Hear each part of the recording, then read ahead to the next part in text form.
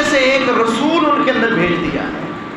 سب سے بڑا میرے محترم بھائیوں اللہ تعالیٰ کا احسان جناب محمد الرسول اللہ صلی اللہ علیہ وسلم کی بعثت، آپ کی نبوت، یہ سب سے بڑا اللہ تعالیٰ کا احسان ہے۔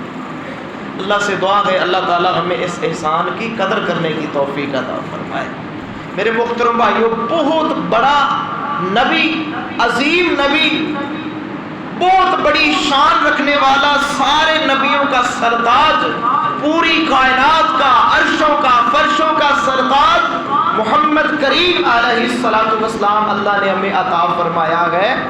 تو ہم نے محاسبہ کرنا ہے کہ ہماری ذمہ داری کیا ہے، ہمارے فرائض کیا ہیں، اور محمد کریم علیہ الصلوۃ والسلام کے ہمارے اوپر حق کیا ہے۔ کافی سارے حق ہیں اللہ کے نبی کی ذات کے ہمارے اوپر۔ ایک حق میں آپ کے سامنے رکھوں گا، اللہ سے دعا ہے اللہ کما حقہ بیان کرنے کی توفیق عطا فرمائے۔ کاش یہ حق امت کو سمجھ آ جائے۔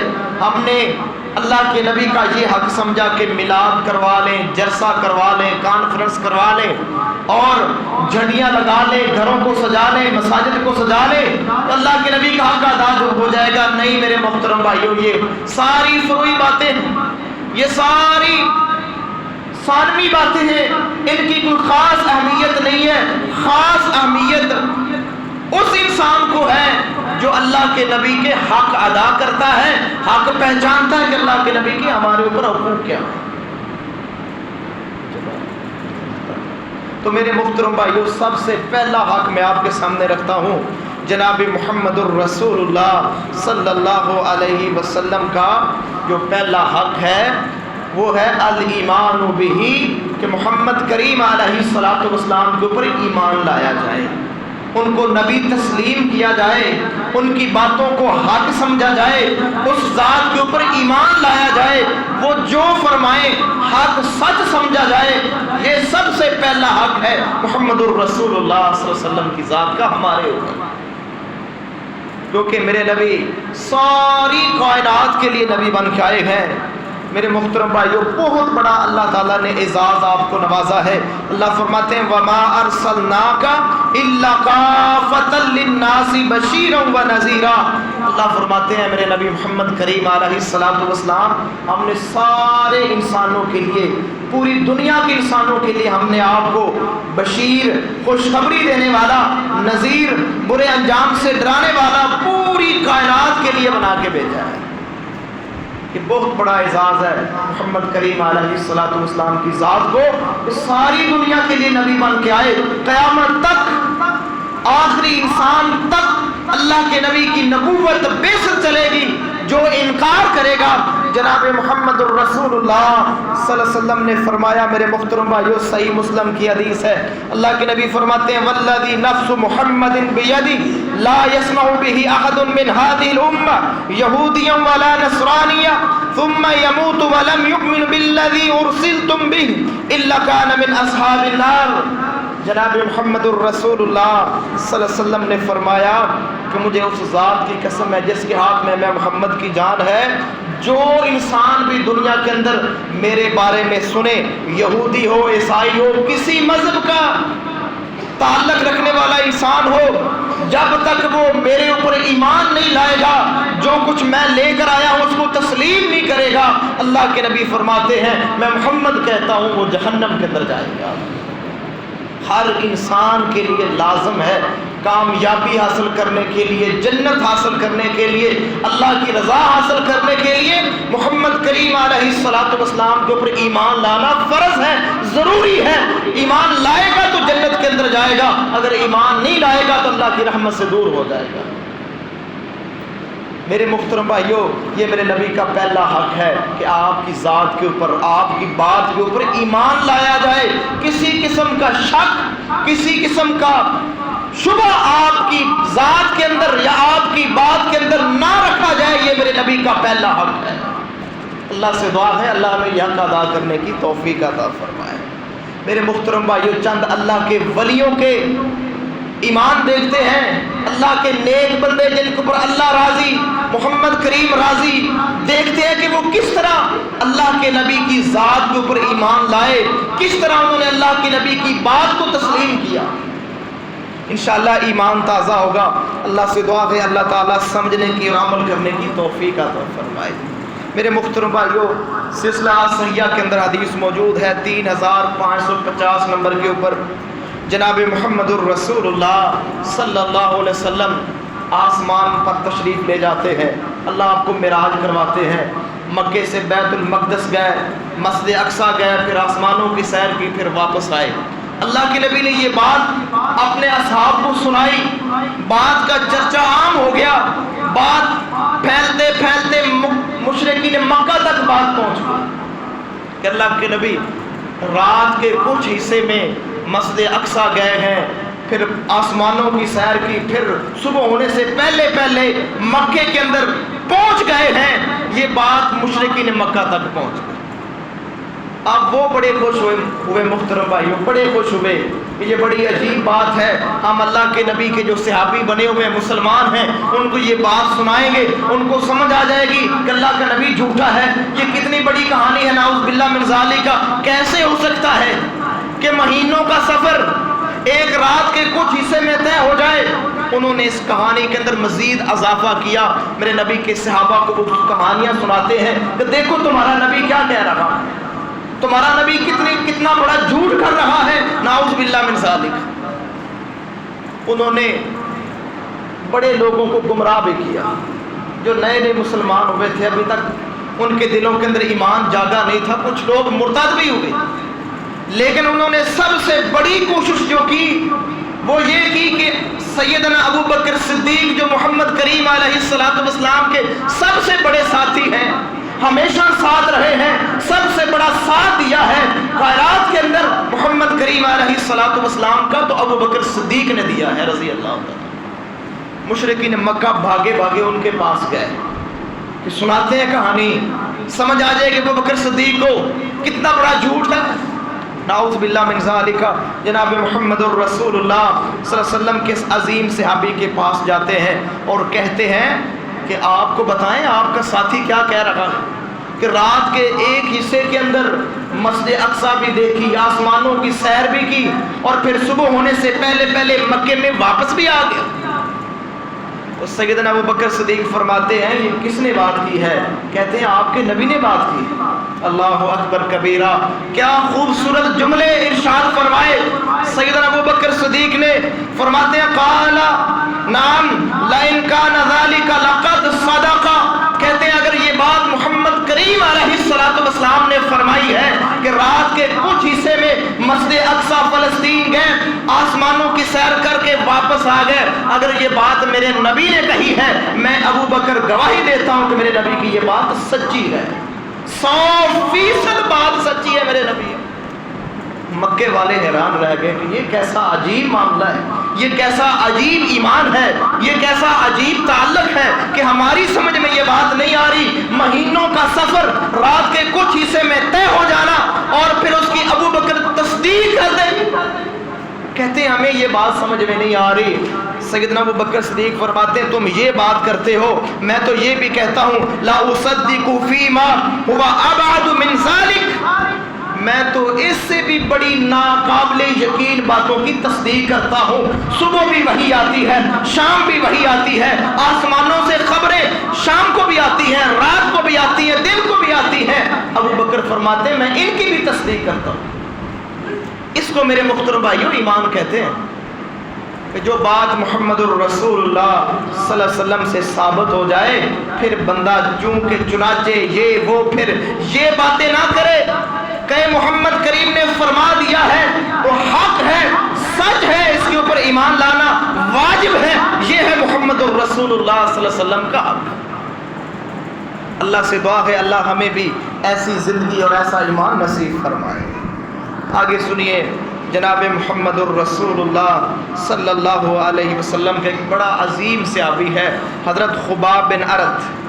صحیح بخاری کے اندر محترم بھائیو یہ حدیث موجود ہے، 2275 نمبر کے اوپر حدیث موجود ہے۔ جناب محمد الرسول اللہ صلی اللہ علیہ وسلم کا صحابی حضرت خباب بن ارت ہے۔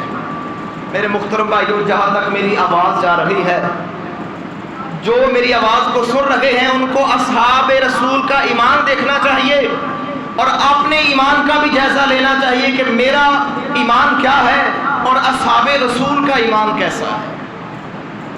اصحاب رسول سے انشاءاللہ محبت پیدا ہوگی، جو حق کے ولی ہیں، سچے ولی ہیں، قرآن کے ولی ہیں اور محمد الرسول اللہ صلی اللہ علیہ وسلم کی زبان کے ولی ہیں۔ میرے نبی بھی ضامن ہے، رب کا قرآن بھی ضامن ہے، میرا اللہ بھی ضامن ہے کہ یہ میرے نبی کی جماعت اللہ کی جماعت ہے۔ یہ خباب بیان کرتے ہیں کہ میں لوہار پیشہ کرتا تھا زمانہ جاہلیت میں۔ کہتے ہیں کہ میرا مالک جو آس بن وائل تھا وہ میرا مقروض تھا، میں نے اس سے قرض لینا تھا، میں نے اس سے مطالبہ کیا، تقاضا کیا کہ میری رقم واپس کیجیے۔ اب اس نے بڑی عجیب شرط لگا دی، بڑی عجیب شرط لگا دی، کہتا ہے اے خباب بن ارد، جب تک آپ محمد کریم کا ساتھ نہیں چھوڑیں گے میں آپ کو آپ کا قرضہ نہیں واپس کروں گا۔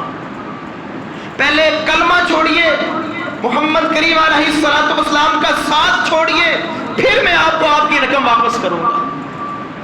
ایمان کی بات ہے میرے محترم بھائیوں، ایمان کی بات ہے۔ آج کا مسلمان تو 1 روپے کے بدلے اپنا ایمان بیچ دیتا ہے، چند ٹکوں کی خاطر محمد کریم علیہ الصلوۃ والسلام سے بے وفائی کر جاتا ہے، چند روپیوں کی غرض سے قرآن سے لا تعلق، سنت سے لا تعلق ہو جاتا ہے۔ اس صحابی کا ایمان دیکھیے، اللہ اکبر، بڑی کمال کی بات کرتا ہے۔ صحابی کہتا ہے اما واللہ حتی تموت ثم تبعث فلا، صحیح بخاری کے الفاظ ہیں۔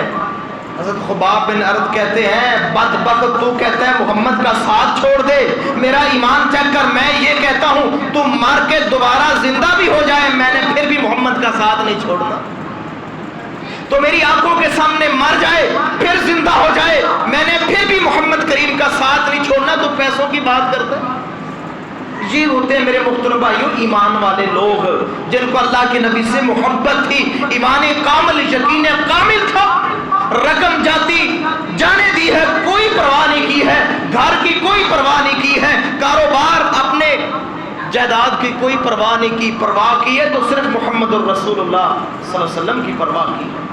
میرے محترم بھائیوں، اللہ کرے ایسا ایمان ہمارے اندر آ جائے، پھر دیکھنا عمل کی توفیق کیسے ملتی ہے، دنیا کے اندر انقلاب کیسے آتا ہے، آپ کی زندگیوں کے اندر نکھار کیسے آتا ہے، اگر ایمان کی کیفیت یہ بن جائے۔ اللہ سے دعا ہے اللہ ایسے ایمان ہمیں نصیب فرمائے۔ میرے محترم بھائیوں، ایک بہت بڑے عظیم صحابی ہیں حضرت انس بن نضر رضی اللہ تعالیٰ عنہ، یہ بھی صحیح بخاری کے اندر حدیث موجود ہے، 2805 نمبر کے اوپر حدیث موجود ہے۔ جناب محمد الرسول اللہ صلی اللہ علیہ وسلم جب احد کے میدان کے اندر لڑائی کر رہے تھے، احد کا وہ معرکہ ہے جس میں اللہ کے نبی بہت زیادہ پریشان ہوئے۔ سب سے پہلے اللہ تعالیٰ نے مسلمانوں کو عزت دی، کافر بھاگ گئے، اب مسلمانوں نے یہ سمجھا کہ اب معاملہ ختم ہو چکا ہے، جنگ ختم ہو چکی ہے، تو مسلمان سست روی کا شکار ہو گئے، مال غنیمت اکٹھا کر رہے ہیں، مال اکٹھا کر رہے ہیں، کیونکہ ان کو یقین تھا کہ اب جنگ ختم ہو گئی ہے، کفار بھاگ چکے ہیں، اور یقیناً تاریخ گواہ ہے کہ کافر بھاگ چکے تھے، جا چکے تھے، اور مسلمان بالکل بے خوف ہو چکے تھے کہ اب کوئی خطرہ نہیں۔ لیکن اچانک خالد بن ولید کی ان کی کمان کے اندر پیچھے سے دوبارہ کفار مکہ اٹیک کرتے ہیں، تو صحابہ کو سنبھلنے کا موقع نہ ملا، کچھ صحابہ بھاگ گئے، کوئی ادھر بھاگ گئے، کوئی ادھر بھاگ گئے۔ یہ وہ صحابی ہیں انس بن نضر، یہ کہتے ہیں اللہ تو گواہ رہنا، جان دے دوں گا لیکن محمد کریم علیہ الصلوۃ والسلام کا ساتھ نہیں چھوڑنا۔ یہ احد کے پہاڑ کی طرف بھاگ رہے ہیں، راستے میں کسی صحابی سے ملاقات ہوئی، کہا کہاں جا رہے ہو؟ کہا میں جنت کے اندر جا رہا ہوں، مجھے احد پہاڑ کے دامن میں جنت کی خوشبو آ رہی ہے، کعبہ کے رب کی قسم ہے یہ ایمان ہے۔ ان کو پتا تھا کہ اللہ کے راستے میں کٹے شہید ہوئے تو محمد کریم کی زبان سے یہ الفاظ نکلے ہوئے ہیں، خون کا قطرہ بعد میں گرے گا، اللہ جنت کے دروازے کھول دے گا۔ کہتے ہیں مجھے احد پہاڑ کے دامن میں جنت کی خوشبو آ رہی ہے، میں احد جا رہا ہوں۔ حدیث کے الفاظ ہیں، یہ پھر صحابی اتنی بے جگری سے لڑے، اتنی دلیری سے لڑے کہ اللہ کے راستے میں شہید ہو گئے، اور حدیث کے الفاظ ہیں ان کے جسم کے اوپر نیزوں اور تلواروں کے تیروں کے 80 زخم تھے۔ یہ میرے نبی کے صحابی ہیں، 80 زخم تھے انس بن نضر کی باڈی کے اوپر، جسم کے اوپر۔ لاش پہچانی نہیں جا رہی تھی یہ کس کی لاش ہے۔ ان کی بہن آئی، انہوں نے ان کی انگلی دیکھ کر پہچانا کہ یہ میرا بھائی ہے۔ یہ ہے میرے نبی کی جماعت، یہ ہے میرے نبی کے صحابی۔ 80 زخم آئے جسم کے اوپر، لاش بے نشان ہو چکی ہے، بے پہچان ہو چکی ہے، کوئی پہچان نہیں رہا کہ یہ کس کی لاش ہے۔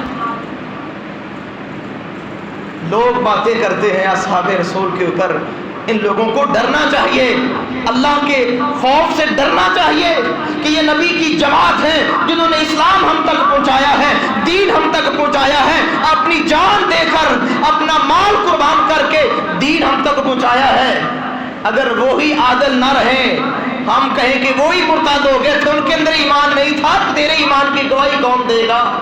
ہمارے اسلام کی گواہی کون پیش کرے گا؟ میرے محترم بھائیوں، بڑے بڑے عظیم صحابہ، سید الشہداء سیدنا امیر حمزہ وہاں شہید ہوئے، بڑے بڑے عظیم صحابہ کے لاشیں گرے میدان احد کے اندر۔ اتنے بڑے عظیم صحابی ہیں، 80 زخم آئے، اور ایمان کیسا ہے؟ کہتے ہیں مجھے احد پہاڑ کے دامن میں جنت کی خوشبو آ رہی ہے۔ اس سے ایک بات یہ بھی معلوم ہوتی ہے کہ جو اللہ کے نیک بندے ہوتے ہیں، اللہ والے ہوتے ہیں، اللہ انہیں دنیا کے اندر ہی جنت کی خوشبو کی پہلی قسط عطا فرما دیتے ہیں۔ وہ دنیا کے اندر ہی جنت کا نظارہ کر لیتے ہیں، دنیا کے اندر ہی جنت کی نعمتوں سے مستفید ہو جاتے ہیں جو اللہ کے نیک بندے۔ اللہ سے دعا ہے اللہ ہمیں ایسا ایمان نصیب فرمائے۔ میرے محترم بھائیوں، آگے دیکھیے جناب محمد کریم علیہ الصلوۃ والسلام کا بڑا ہی عظیم صحابی، مسند احمد کے اندر 12482 نمبر کے اوپر، اور سلسلہ کے اندر 3403 نمبر کے اوپر حدیث موجود ہے۔ میرے نبی کے پاس ایک بندہ آیا، ایک صحابی آیا، کہتا ہے کہ فلاں شخص کے کھجور ہے، وہ کھجور اس سے کہہ دو کہ مجھے دے دے، میں وہاں دیوار کھڑی کرنا چاہتا ہوں۔ ایک پودا ہے، ایک درخت ہے کھجور کا، آپ اس سے کہیں کہ وہ کھجور کا پودا مجھے عطا کر دے۔ جناب محمد الرسول اللہ صلی اللہ علیہ وسلم نے کھجور کے مالک کو بلایا اور اس سے کہا کہ یہ کھجور اس میرے صحابی کو دے دے، اور اس کے بدلے میں محمد تجھے کہتا ہوں اللہ تجھے کھجور جنت کے اندر عطا فرما دے۔ میرے محترم بھائیوں، اس نے انکار کر دیا، ایمان نہیں تھا نا اس کے اندر۔ اگر اس کے اندر ایمان ہوتا، اتنی بڑی ذات گواہی دے رہی ہے کہ یہ کھجور کا پودا میرے کہنے کے اوپر اس صحابی کو عطا کر دے، میں محمد کہتا ہوں اللہ جنت کے اندر تجھے ایک کھجور کا درخت عطا کر دے گا۔ جنت کی گارنٹی مل رہی تھی، جنت کی نعمتوں کی گارنٹی مل رہی تھی، اس نے انکار کر دیا، اس نے نہ مانا۔ تو میرے نبی کا ایک بڑا عظیم صحابی حضرت ابو دحدہ اور رضی اللہ تعالیٰ عنہ، ان کو پتہ چلا کہ میرے نبی نے ایک فلاں بندے سے کھجور مانگی ہے اور کھجور کے بدلے جنت کی کھجور کا وعدہ کیا ہے۔ اس کو پتہ چل گیا ابو دحدہ کو، صحابی رسول کو، اور صحابیوں کا ایمان دیکھیں، ان کی قربانیاں دیکھیں، نبی کی ذات کے اوپر، نبی کی بات کے اوپر عمل کرنا دیکھیں، سمجھ آئے گی۔ اور میں اور آپ محاسبہ کریں کہ میرا اور ایمان، میرا اور عمل کی کیفیت کیا ہے، کہ میں کس قدر اللہ کے نبی کو فالو کرتا ہوں۔ حضرت ابو دحدہ فوراً اس کھجور کے مالک کے پاس جاتے ہیں اور بہت بڑی ڈیمانڈ کر دی، کہتے ہیں اللہ کے بندے میرا سارا باغ کھجوروں کا لے لے اور یہ ایک پودا کھجور کا مجھے عطا کر دے جو میرے نبی نے تجھ سے مانگا۔ سارا باغ دے دیا، ایک کھجور کے پودے کے بدلے میں سارا باغ دے دیا۔ ایمان تھا نا محمد کریم کی بات کے اوپر، ان کی ذات کے اوپر پکا ایمان تھا۔ کہتے ہیں اللہ کے بندے سارا باغ لے لے، ایک کھجور کا پودا جو اللہ کے نبی نے، میرے آقا نے، میرے محبوب نے تجھ سے مانگا ہے وہ مجھے دے دے، اور سارا کھجوروں کا باغ تو لے لے۔ اس نے کہا ٹھیک ہے، اس نے سارا باغ لے لیا اور وہ کھجور اس کے نام پہ لگا دی۔ یہ حضرت صحابی حضرت ابو دحدہ دوڑتے ہوئے اللہ کے نبی کے پاس آتے ہیں، کہتے ہیں اللہ کے نبی میں نے سارا باغ دے دیا ہے، وہ کھجور جو آپ مانگ رہے تھے میں نے سارے باغ کے بدلے وہ کھجور حاصل کر لی ہے۔ اب میرے محترم بھائیوں جناب محمد الرسول اللہ صلی اللہ علیہ وسلم کی بات سنیں. اللہ کے نبی کیا فرماتے ہیں؟ جناب محمد کریم علیہ الصلوۃ والسلام فرماتے ہیں کم من عذق رداہ لابی دحدہ فی الجنہ. اللہ کے نبی فرماتے ہیں میں جنت کے اندر دیکھ رہا ہوں ابو دحدہ کے لیے اللہ بہت بڑے کھجوروں کے خوشے لٹک رہے ہیں ابو دحدہ کے لیے. میرے محترم بھائیو ایمان تھا, سارا باغ قربان کر دیا. ان کو پتا تھا کہ میرے نبی کی بات سچی سچی بات ہے. جو میرے نبی کہہ رہے ہیں کہ اللہ جنت کے اندر کھجور کا پودا عطا کرے گا, جنت کی ضمانت بھی ہے, جنت کی نعمتوں کی ضمانت ہے. سارا باغ دے دیا, وہ کھجور اللہ کے نبی کو پیش کر دی کہ آپ جس کو چاہیں دے دیں, میں نے سودا کر لیا. یہ اللہ کے نیک بندے, یہ صحابی رسول. آگے دیکھیں میرے محترم بھائیوں, پھر یہ بندہ اس کی بیوی جو تھی وہ باغ کے اندر تھی. اسی حدیث کے الفاظ ہیں یہ باغ میں جاتا ہے, باغ میں داخل نہیں ہوتا, باہر سے آواز دیتا ہے یا ام دحدہ اخرجی. اپنی بیوی سے کہتا ہے کہ باغ سے باہر نکل آؤ, یہ باغ میں نے جنت کے بدلے اس کو فروخت کر دیا ہے. بیوی بھی نیک تھی, اللہ والی تھی, میرے نبی کی صحابیہ تھی, اس کا ایمان بڑا پختہ تھا. وہ کہتی ہے ربیح البیع, اے ابو دحدہ تو نے بڑا بہترین سودا کیا ہے, بڑا نفع بخش سودا کیا ہے, بہترین سودا کیا ہے, مجھے مبارک ہو.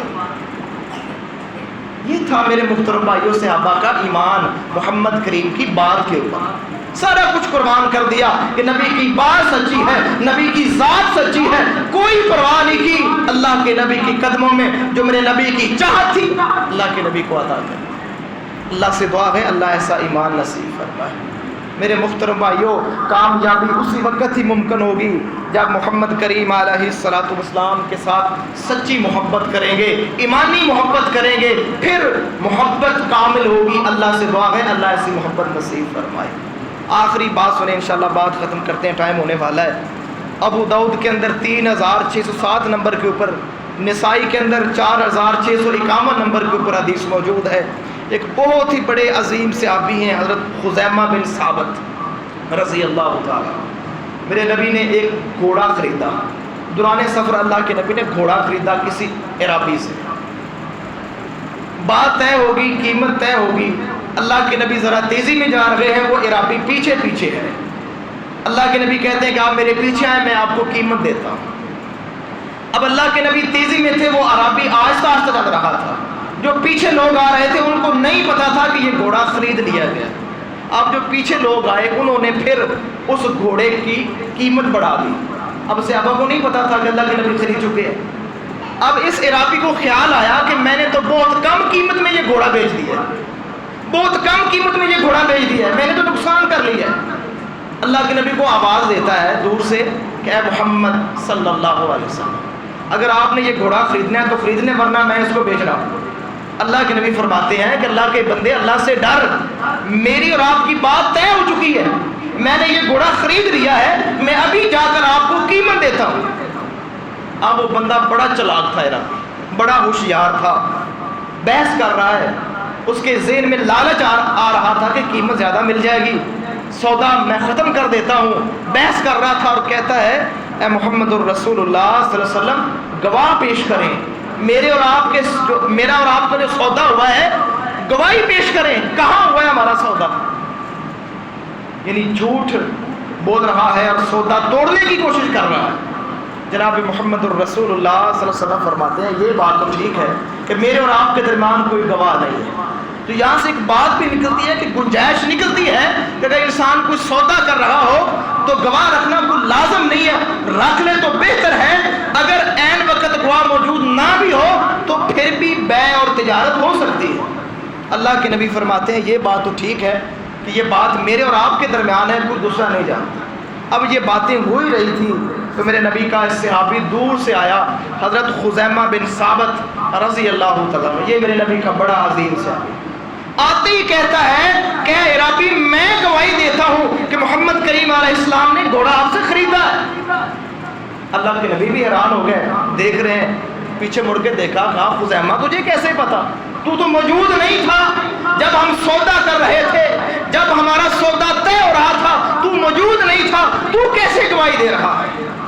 سبحان اللہ، صحابی کا ایمان دیکھیے، جناب محمد کریم علیہ الصلوۃ والسلام کی عظیم جماعت، میرے نبی کی عظیم صحابہ کا ایمان دیکھیے، کہتے ہیں وَعَلِمْتُ أَنَّكَ لَا تَقُولُ إِلَّا حَقًّا، اے محمد الرسول اللہ، جب سے میں نے کلمہ پڑھا ہے میرا ایمان گواہ ہے کہ میرے نبی کی زبان سے جب بھی نکلی ہے سچی بات نکلی ہے، حق نکلا ہے، یہ ہو ہی نہیں سکتا میرا نبی کہے میں نے گھوڑا خریدا ہے اور یہ گواہ مانگے، میں کعبہ کے رب کی قسم اٹھا کر کہتا ہوں میرا محمد سچا ہے، یہ عربی جھوٹا ہے۔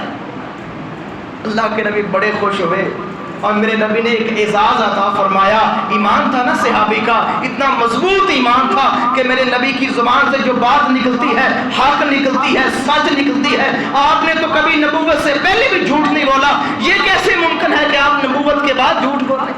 میرے نبی نے پھر ایک اعزاز عطا فرمایا اس صحابی کو، یہ واحد صحابی ہیں جن کو اعزاز ملا ہے۔ اللہ کے نبی نے اعلان کر دیا کہ آج کے بعد خزیمہ کی گواہی، اکیلے خزیمہ کی گواہی 2 لوگوں کے برابر ہوگی، ایک گواہی خزیمہ دے گا 2 لوگوں کے برابر ہوگی۔